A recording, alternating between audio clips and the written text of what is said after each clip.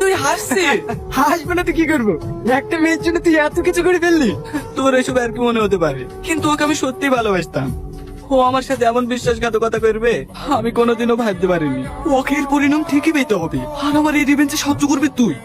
আমি? হ্যাঁ তুই। কিভাবে? আমি যা বলবো তুই তাই তাই করবি। হাই, তুই কলেজে নতুন নাকি?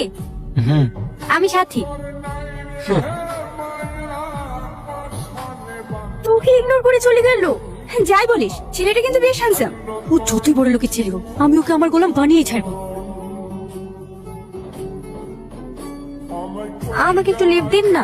কোথায় যাবে? এই সামনে। ঠিক আছে, আসুন। আপনাকে তো আগে কখনো এখানে দেখিনি। আপনার বাড়ি কোথায়?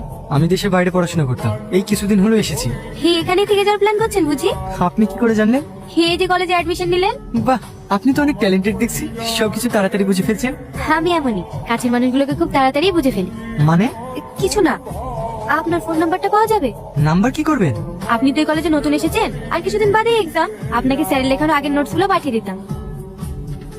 হ্যাঁ, ধন্যবাদ। আর হ্যাঁ, আপনার নামটা তো জানা হলো না। আমার নাম রিয়াজ। হ্যালো, হ্যাঁ, কি করছেন? হঠাৎ কল দিলেন যে? হ্যাঁ, একা একা লাগছিল তো, তাই ভাবলাম আপনাকে একটু ডিস্টার্ব করি। কল দিয়েছেন ঠিক আছে, কিন্তু আমি ডিস্টার্ব হই না। কেন? আমিও তো একা, কেউ কল দিলে আমার ভালোই লাগে। আচ্ছা, তাহলে তো আমি আপনাকে কল দিতেই পারি। অফকোর্স।